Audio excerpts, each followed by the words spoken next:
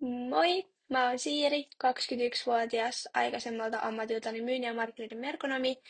Asustelen Hyvinkäällä, opiskelen Espoossa tuotantotaloutta jo nytten toista vuotta ja tänään osana projektin hallinnan ja itsensä johtamisen kurssia mä oon tullut kertoa teille mun opinnoista. Jos multa kysyttäisiin, minkä takia mä opiskelen tätä alaa, niin suurin syy siihen olisi varmaan mun isosisko. Hän on tuotantotalouden insinööri ja nuorempana kun pääsi seuraamaan hänen opintoja siitä sivusta, niin ne herätti musta semmoista tietynlaista kiinnostusta ja sitä kautta sitten sai mutkin hakemaan tälleen vähän vanhempana tälle alalle opiskelemaan.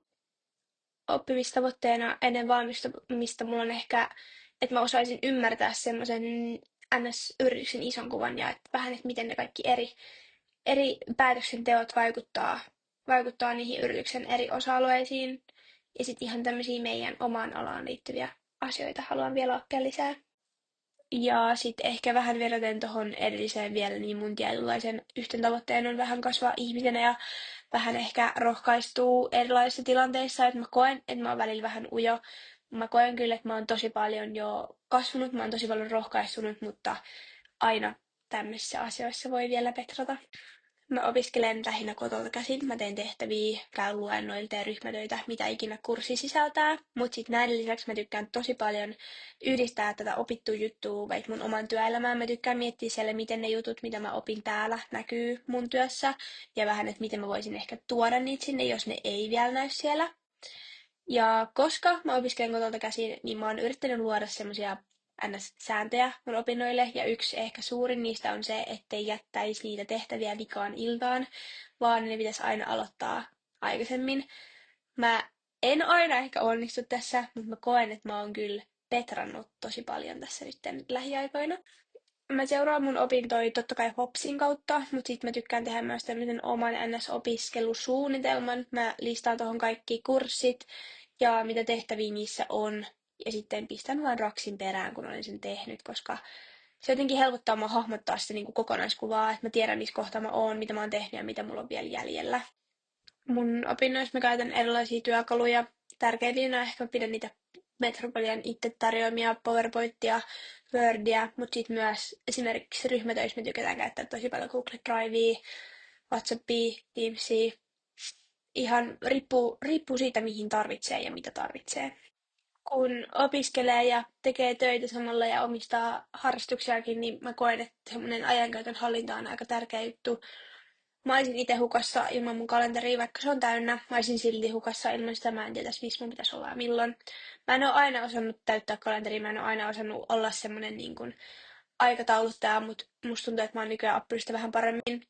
Ja sen myötä myös semmoinen työn ja opintojen yhdistäminen on tänä vuonna onnistunut ehkä paremmin. On osannut ottaa silleen siitä työltä myös aikaa opinnoille, että ei pistä kalenteria vaan täyteen töitä vaan jättää sinne myös aukkoja, milloin ehtii opiskella.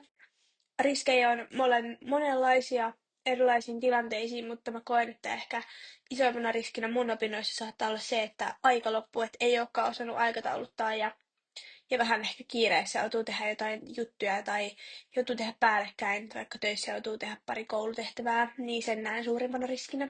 Mä koen, että kiireisen arjen keskellä palautuminen on myös tärkeää, ja mulle ehkä paras tapa palautuu on tekemällä jotain. Mä pelaan ringetteen. Mä tykkään myös tosi paljon olla luonnossa, lumilautailla, vaellella, ihan mitä vaan tehdä, niin mä koen, että se on niinku parasta palautua kiireestä työ- ja opintoarjesta.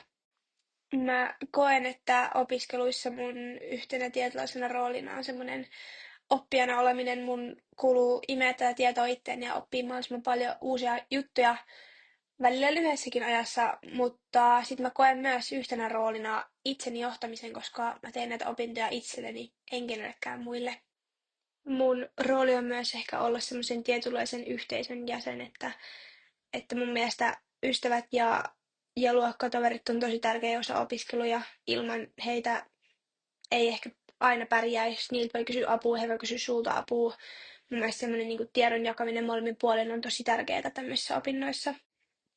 Ehkä suurimpina haasteina, mitä mä oon kohdannut, no aikaisemmin mistä puhuin, niin aikataulutus, mutta sitten sen rinnalla ehkä semmoinen pieni motivaation puute, että jos vaikka arki tuntuu tosi kiireiseltä ja vähän väsyttäisi, mutta täytyisi tehdä niin paljon tehtäviä mutta sitten ei oikein jaksaisi ja sitten ei oikein olisi motivaatioa, niin ehkä se on suurin ja sen kautta sitten epäonnistumisiin. Me kaikki tehdään epäonnistumisia. Minäkin olen tehnyt epäonnistumisia. En ole päässyt kurssiin läpi, en ole päässyt tenttiin läpi.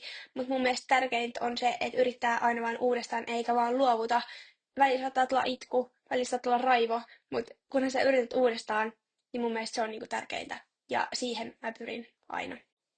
Tähän mennessä mä oon tykännyt tosi paljon mun opinnoista.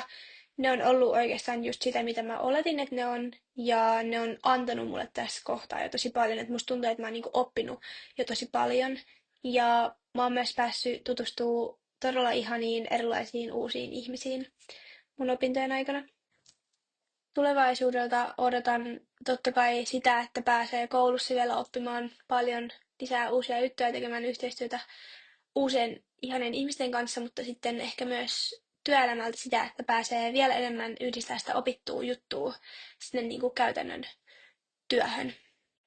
Mun opinnot on ollut kyllä aikamoinen matka tähän mennessä, mutta mä koen, että ne on myös kehittänyt mua tosi paljon ja opettanut mulle tosi paljon ja mä ootan innolla, että mä pääsen vielä jatkamaan kasvua ammatillisesti sekä ihmisenä.